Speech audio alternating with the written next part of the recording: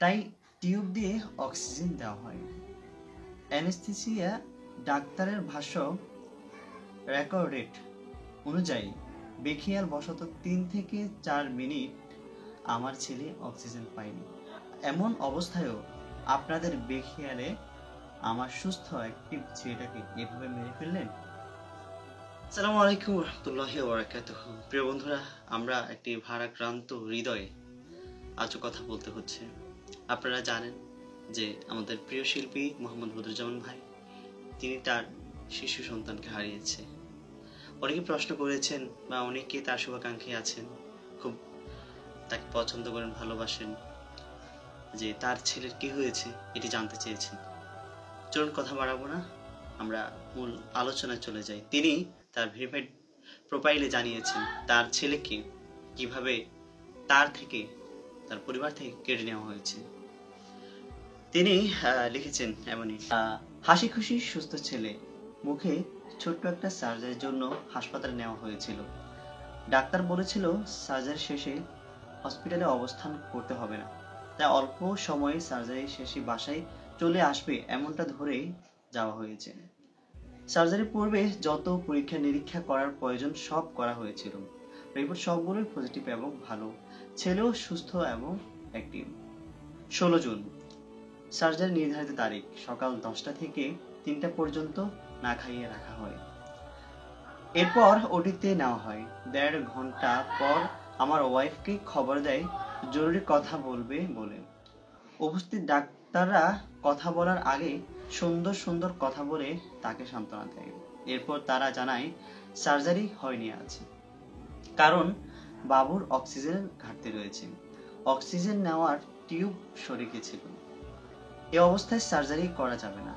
এখন তাকে এনআইসিইউতে নিয়ে যাব। সেখানে 2-3 ঘন্টা থাকলে ঠিক হয়ে যাবে।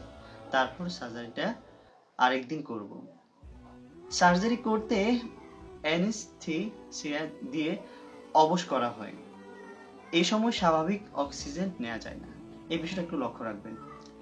তাই টিউব দিয়ে অক্সিজেন দেওয়া হয়। অ্যানেস্থেসিয়া ডাক্তারের ভাষ্য রেকর্ডেড অনুযায়ী বেখিয়াল বশত 3 থেকে 4 মিনিট আমার ছেলে অক্সিজেন পায়নি, যেটি আপনাদেরকে কোট করতে বলেছি। জামান ভাইয়ের পুত্র 3 থেকে 4 মিনিট ধরে সে অক্সিজেন পায়নি। চলুন আমরা সামনে যাই। একজন বড় মানুষের যদি 1 মিনিট অক্সিজেন বন্ধ হয়, এতে তার বেঁচে থাকা কঠিন হয়ে যায়। সেখানে একটা 6 মাসের শিশু যদি 3 থেকে 4 মিনিট অক্সিজেন ছাড়া থাকে, বাঁচবে কিভাবে? এনআইসিইউতে নেওয়ার পর বলা হয় অক্সিজেনের অভাবে হার্ট অ্যাটাক হয়েছে, যার জন্য সিপিআর দেয় তারা। সাথে প্রচন্ড খিঁচুনি, এতে ব্রেন ড্যামেজ হতে থাকে। একের পর এক শরীরের মূল অর্গানগুলো, কিডনি, লিভার সব বিকল হতে থাকে।